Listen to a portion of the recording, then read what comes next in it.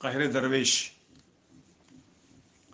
کولتار کی سیاہ سڑک تاحد نظر پھیلی چلی گئی تھی اور کلو کا تانگا نیم ہموار راستے پر چرخشوں کرتا بھاگتا چلا جا رہا تھا۔ ہٹ ٹخ ٹخ، ہٹ، چل بیٹا جلدی چل، گاڑی کا ٹائم ہو گیا ہے، ہٹ، ارے چل سسری سواری چھوٹ گئی تو بھوکے مرنا ہوگا۔ ٹخ ٹخ ٹخ، کلو مسلسل باتیں کیے جا رہا تھا اور اس کا بایاں ہاتھ لگام کے ساتھ میکانکی انداز میں ہل رہا تھا۔ داہنے ہاتھ میں چابک ایک مخصوص حلقہ بناتا ہوا گھوم رہا تھا اور کبھی کبھی یہ دارہ ٹوٹتا تو شپاک کی آواز مریل گھوڑی کی ننگی پیٹھ پر چپک جاتی۔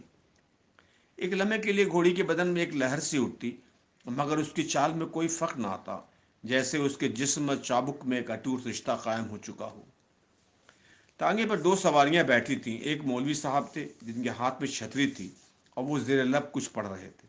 پتہ نہیں صحیح سلامت اسٹیشن تک پہنچنے کی دعا مانگ رہے تھے یا کسی اور وظیفے کا ورد کر رہے تھے۔ ان کے بغل میں ایک دیہاتی میلی دھوتی پہنے بیٹھا تھا، اس کے بالوں سے تیل کی ٹپکتی ہوئی دھار اور منہ میں دبے پان کی سرخی کو دیکھ کر یہ اندازہ کرنے میں دشواری نہ تھی کہ وہ سسرال جا رہا تھا۔ اس کے ہاتھ میں پکڑی ہوئی گڑ کی مٹھائی کی پوٹلی اس بات کی تصدیق کر رہی تھی۔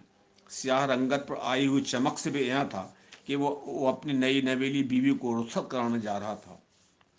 تانگے کی سست رفتاری کو دیکھتے اس نے کہا، بھیا ذرا تیز چلو، گاڑی کا ٹائم ہو گوا ہے، گاڑی چھوٹ گیا تو مشکل ہوگا۔ کلو کا چابک والا ہاتھ اور تیزی گھومنے لگا اور وہ بڑبڑایا، چل ہی تو رہے ہیں، تانگا ہے کوئی ہوائی جہاز ہے؟ چل رہے بیٹا، ٹک ٹک، گاڑی کاہے چھوٹے بھیا، ہٹ ہٹ، ارے ذرا دیکھ کے بھائی، سنبھال کے بیٹا، ہٹ ہٹ۔ کلو کی بکواس اور تانگے کی ہچکولوں سے اکتا کر مولوی صاحب بول اٹھے، لاہول والا، کیا واحد سواری ہے، اچھا ہوتا کہ منی بس سے چلے جاتے، آرام بھی ہوتا اور اب تک پہنچ بھی جاتے۔ یہ مریل گھوڑی تو لگتا ہے گاڑی چھوٹنے کے بعد ہی پہنچے گی۔ مولوی صاحب کی جلی کٹی سن کر کلو کو اور تاؤ آ گیا۔ ارے تو ہم کیا کریں مولوی صاحب، دیکھ نہیں رہے کتنا مار رہے ہیں گھوڑی کو، اب کیا جان سے مار دیں؟ اور یہ کہتے ہوئے کلو نے لگاتار سڑاپ سڑاپ چابک برسانے شروع کر دیے۔ گھوڑی اس پہم بوچھار سے گھبرا کر اچھلنے لگی اور اچانک کلو کی نگاہ گھوڑی کے پیٹھ کے اس زخم پر چلی گئی جس پر چابک کے بخار نے ستم ڈھایا تھا اور اس سے تازہ خون رسنے لگا تھا۔ کلو کا ہاتھ رک گیا اور اس سے بے ساختہ اپنے گھوڑی پر رحم آ گیا۔ گھوڑی جو پچھلے 5 برسوں سے اس کی رفیق تھی، رزاق تھی، رازق تھی، ہمدم تھی، اپنی بے دردی پر کلو کو بہت دکھ ہوا اور وہ دھیرے دھیرے سے گھوڑی کی پیٹھ پر پیار سے ہاتھ پھیرنے لگا۔ ارے نہیں بیٹا، غلطی سے مار دیا، چل چل ہٹ، غصے میں سسوی کو مار دیتے، ارے تو ہی تو ہم غریب کا سہارا ہے، ذرا جلدی چل بیٹا، ساباس ساباس۔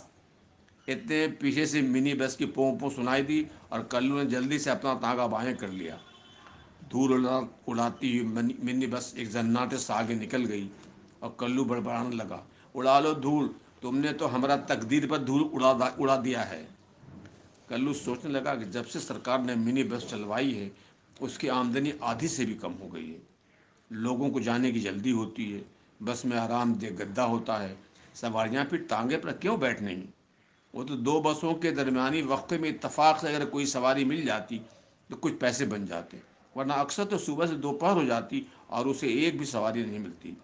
کتنی بار اس نے سوچا تھا کہ وہ تانگا بیچ دے اور کوئی دوسرا کام شروع کر دے، مگر ہر بار وہ یہ سوچ کر چپ رہا کہ خاندانی پیشے کو اس عمر میں چھوڑنا ممکن نہ تھا۔ کلو کی دوبارہ نگاہ گھوڑی کے پیٹھ کے رستے ہوئے زخم پر پڑ گئی جس پر مکھیاں بنا رہی تھیں، اور وہ سوچنے لگا کہ آج شام وہ ہسپتال سے اس کے لیے دوا ضرور لائے گا۔ پر کلو تو روز ہی ایسا سوچتا تھا، مگر شام کو جب پیسوں کا حساب لگاتا تو آٹا چاول لینے کے بعد مشکل سے اس کے پاس گھاس اور ایک بنڈل بیڑی خریدنے کے پیسے بچتے تھے، بلکہ اکثر تو بیڑی اس کو ادھاری لینی پڑتی تھی۔ اس کا بیٹا چھوٹو دن بدن سوکھتا جا رہا تھا۔ لوگ کہتے تھے کہ اس کو سوکھی بیماری ہے، ڈاکٹر کو دکھاؤ، انجیکشن لگوانا ہوگا، مگر کلو ہمیشہ یہ کہہ کر ٹال جاتا کہ اللہ چاہے گا تو سب ٹھیک ہو جائے گا۔ حالانکہ یہ کہتے وقت وہ اچھی طرح سمجھتا تھا کہ انجیکشن لگوانے کے لیے اس کے پاس پیسے نہیں ہیں، اس لیے وہ اللہ میاں کو درمیان میں لا کر خود کو سبودوش کر رہا ہے۔ اور چھوٹو کی ماں، دفن کلو کا ذہن 10 سال پہلے کی ریحانہ کی طرف منتقل ہو گیا، جس سے وہ بڑے ارمان سے بیاہ کر لایا تھا۔ ریحانہ کی جوانی، اس کا گٹھا ہوا جسم، گہری بڑی بڑی کالی آنکھیں کلو کو مدہوش کر گئی تھی، اور دیکھنے والے سمجھتے تھے کہ کلو نشا کرنے لگا۔ شام کو وہ اکثر جلدی گھر لوٹ جاتا تاکہ ریحانہ کی کھلی ہوئی باہوں میں دن بھر کی تکان دور کر سکے۔ اس کے ساتھ ہی ریحانہ کی موجودہ صورت بھی اس کی آنکھوں سامنے گھوم گئی، دھسی ہوئی آنکھیں، ہڈیوں کا ڈھیر۔ خود خود کلو کی جوانی کو بھی غربت اور سخت محنت نے گھن لگا دیا تھا۔ اس کی کمر میں ابھی زخم آ گیا تھا۔ ریحانہ کا تصور آتے ہی اس کے من میں ایک ٹیس سی اٹھی، اور اس نے چاہا کہ آنکھیں بند کر لے، مگر اسٹیشن قریب آ چکا تھا اور بھیڑ بڑھ گئی تھی، اس لیے وہ آنکھیں بھی نہیں بند کر سکا۔ رات کے 10 بجے تھکا ہارا کلو گھر پہنچا تو چھوٹو رو دھو کر سو چکا تھا۔ کوٹری کے دروازے پر جلتے ہوئے چراغ کی مدھم روشنی میں ریحانہ بیٹھی اس کا انتظار کر رہی تھی۔ نیم تاریکی میں ریحانہ کا متکوک چہرہ اسے انتہائی ڈراؤنا دکھا رہا تھا۔ گھوڑی کو باندھ کر جب وہ کوٹری میں داخل ہوا تو ریحانہ اس کا کھانا نکال چکی تھی، دال چاول اور آلو کا بھرتا۔ کھاتے ہوئے کلو کا دماغ 10 برس پہلے کی ریحانہ کے تصور میں گم ہو گیا۔ بار بار وہ ریحانہ کی طرف دیکھتا جو بیٹھی اسے پنکھا جل رہی تھی۔ کیا ہو گیا اسے؟ کلو سوچنے لگا۔ کہاں گئی وہ ریحانہ جس کی ڈول باہیں میں گہری آنکھیں اسے دیوانہ بنائے رکھتی تھیں؟ ہر شام وہ بھاگتا وہ گھر پہنچتا تھا تاکہ اسے جی بھر کر پیار سکے، اور آج؟ اب تو مہینے گزر جاتے تھے۔ اکثر سواری کے انتظار میں وہ اسٹیشن پر ہی سو جاتا تھا، اور اگر رات میں گھر لوٹتا بھی تو اس قدر تھکا ہوا ہوتا کہ اس کا جسم نیند کے لیے بے چین ہوتا۔ اب وہ کھانے سے فارغ ہوتے ہی پلنگ پر دراز ہو جاتا۔ مگر آج کلو کو ریحانہ پر بے ساختہ پیار آ رہا تھا۔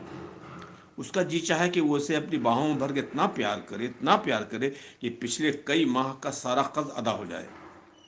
وہ بار بار پیار بھری نظروں سے ریحانہ کی طرف دیکھ رہا تھا، جو اپنی پھٹی پرانی ساری میں سمٹی کلو کی نگاہوں میں اس کے 10 سال پہلے شبیہ ابائی، راوت جسم، گہری آنکھیں، کھلے رخسار۔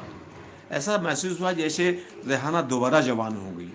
اس کا چہرہ تمتما اٹھا۔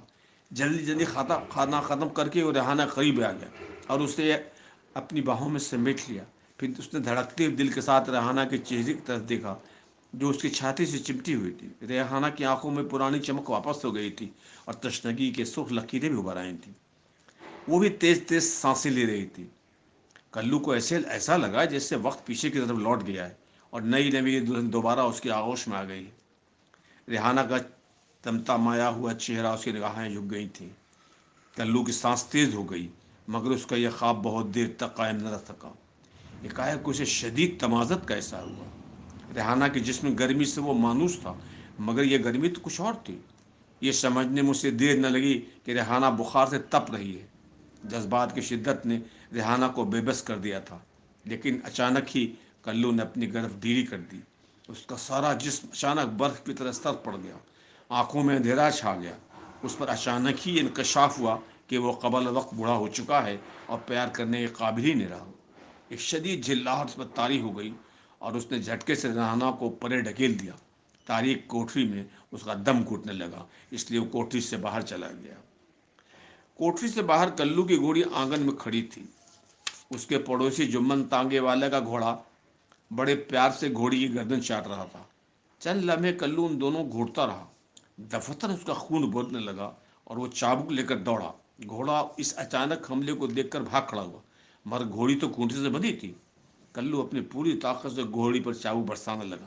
شراب شراب شراب کی آواز رات میں گونجتی رہی، اور کونٹے سے بندھی گھوڑی اس اچانک بوچھار سے پریشان ہو کر زور زور سے ہنانے لگی۔ اچانک کلو کا ہاتھ رک گیا، مگر دوسرے ہی لمحے اس کا چابک خود اس کے جسم پر نشان بنانے لگا۔ اس پر جنون سا طاری ہو گیا تھا۔ اپنے جسم پر چابک مارتے مارتے وہ نڈھال سا ہو گیا، مگر ساتھ ہی اسے عجیب قسم کی آسودگی کا احساس ہوا، اور اس نے گھوڑی کی گردن میں باہیں ڈال کر آنکھیں بند کر لیں۔